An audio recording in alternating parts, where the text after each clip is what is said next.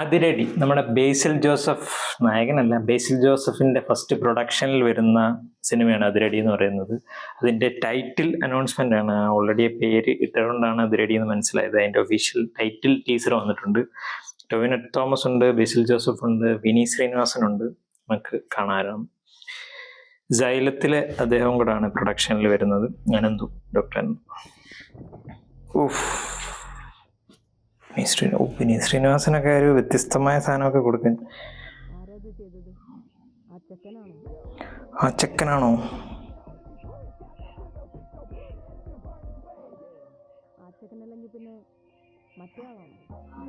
ഓ,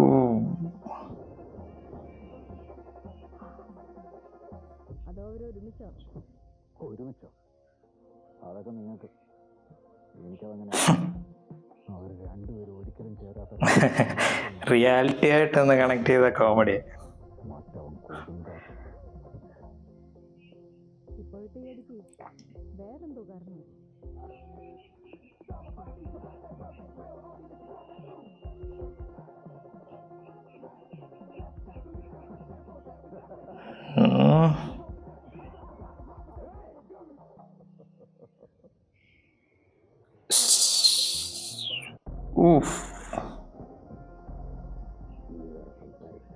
നീ തുടങ്ങണേ. കുറെ കണ്ടല്ലേ. ഇത് വെറുപടിയല്ല.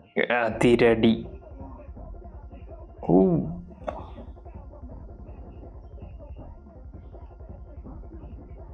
ഇത് സീനാണല്ലോ.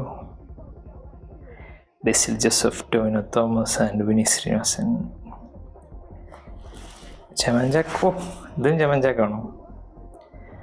അരുൺ, ഓക്കെ. അതിനടുത്ത് അത് കൊള്ളാം.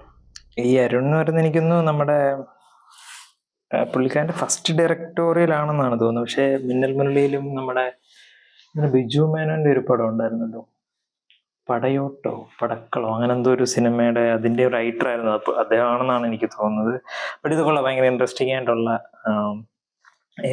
ഏറ്റവും വലിയ എക്സൈറ്റ്മെന്റ് എന്ന് പറയുന്നത് ബേസിൽ ജോസഫ് പ്രൊഡക്ഷനിലെ സിനിമയാണ്. സോ അത് തന്നെ ഒരു വലിയൊരു ഫാക്ടറാണ്. ബേസിൽ ജോസഫ് എന്ന് പറയുന്ന സംവിധായകനെ ഡെഫിനറ്റ്ലി അറിയാം, ആക്ടറിനെ അറിയാം. ഇനി ഒരു പ്രൊഡ്യൂസറായിട്ട് അദ്ദേഹം വരുമ്പോൾ അദ്ദേഹം എപ്പോഴും നല്ല നല്ല സിനിമകളുടെ ഭാഗമാകുന്ന ഒരു വ്യക്തിയാണ്.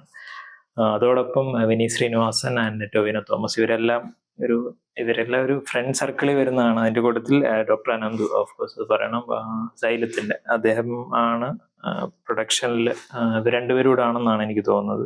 സോ അത് തന്നെ ഒരു എക്സൈറ്റ്മെന്റ് ആണ്. ഇങ്ങനെ ഒരു നല്ല ഫ്രണ്ട്ഷിപ്പിന്റെ ഇതിൽ വരുന്ന സിനിമകൾ എപ്പോഴും ഒരു എനർജി ഉണ്ടാവും.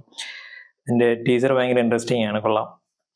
എന്തോ ഒരു സംഭവം ഉണ്ട്, ഡി മാസ് പരിപാടി ആയിരിക്കാം, അല്ലെങ്കിൽ ഒരു പക്ക ഫൺ എന്റർടൈനർ ആയിരിക്കാം. എന്താണെന്നുള്ളത് നമ്മൾ വരുന്ന ടീസർ ട്രെയിലർ അതിന്റെ ഒഫീഷ്യൽ അനൗൺസ്മെന്റുകളിലൊക്കെ മനസ്സിലാവും. ബട്ട് ഇത് കൊള്ളാം, ഒരു വെറൈറ്റി സാധനമാണെന്ന് ഞാൻ പ്രതീക്ഷിക്കുന്നു. സോ നിങ്ങൾ ഈ ഒരു ടീസർ കണ്ടിട്ടുണ്ടെങ്കിൽ അതിന്റെ അഭിപ്രായം പറയാം.